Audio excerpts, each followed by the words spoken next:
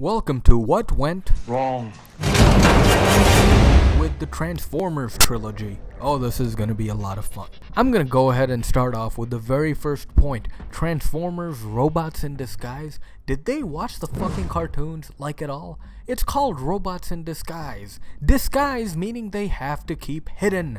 This does not look like a lot of hiding. Neither does this. Neither does this. At all. Atrocious climaxes. Yeah, they have action. Yeah, they're the ones who started the whole 1 hour long action finales, but are they memorable at all? Let me answer that. No. Now, I'm not gonna go bash them. I do think they are very eye-pleasing, but they're tensionless. They all have great setups. In the first Transformers, the Allspark can make any technology into a Transformer robot. Do we see that? Yes, barely. So I'm gonna say no. In Transformers 2, the underdeveloped villain, the F.I.L.M, plans to block out the sun. How fucking awesome does that sound? But do we see that? No. In Transformers 3, another underdeveloped good guy turned underdeveloped villain, Sentinel Prime and Megatron, plan to bring Cybertron to Earth and make humanity their slaves. Do we get to see that? Nope. Look at a film like Kingsman, man. We still see our protagonists win at the end of the day, but we do see our antagonists' plan come to a fruition. We see what happens to the world if the bad guys would have been successful. In the Transformer franchise, they're all just empty threats. And like my favorite phrase of the last point, underdeveloped villains. Megatron shows up at the beginning of the third act in Transformers 1 and dies. The Fallen, who is a loser who can only be killed by a Prime, but Megatron kills Optimus Prime, meaning Megatron is stronger than his leader, meaning that the underdeveloped villain from the first film is stronger than the underdeveloped villain of the sequel. Double whammy. Sentinel Prime is an Autobot who goes rogue, and he's on screen for less than 30 minutes. Seriously, we want to spend time with the bad guy. That's the only way you're gonna make your bad guy as a threat. Look at a film like Die Hard. There's equal screen time. There's division of screen time between Alan Rickman and Bruce Willis's John McClane, building up for a fantastic showdown and an incredible chemistry between both of them. Transformers film have none of that. Too human. This is a series that is called Transformers, yet we don't know why they do what they do.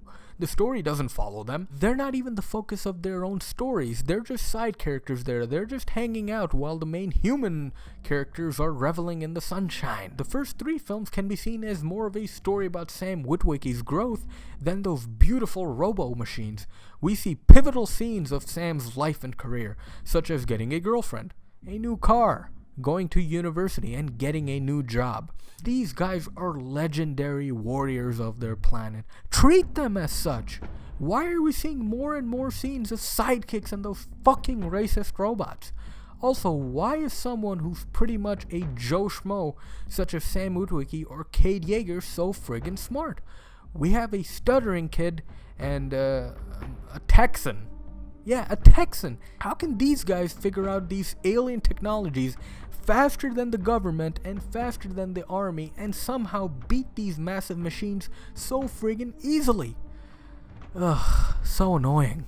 What's happening? What's going on? Now, I don't think Michael Bay's the biggest problem with this franchise. That merit goes to the screenwriters. Although Michael Bay has proven that he's a good director with films such as The Rock. No, not that The Rock. Yes, that The Rock.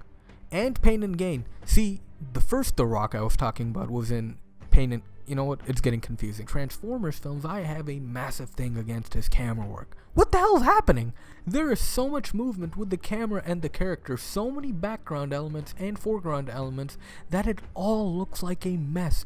A beautiful mess, but a mess nonetheless. Geographically speaking, these films are a mess.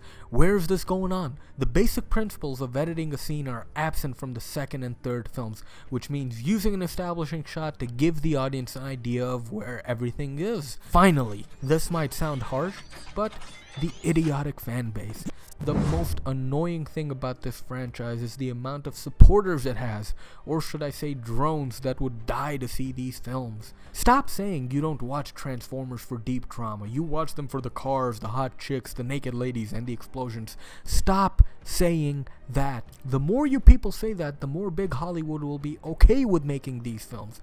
anything and everything can have deep drama, even a friggin' Michael Bay movie. Yes, it's possible. And yes, people, anyone who's a fan of the Transformers films, I'm calling you people idiots. You're offended? So what?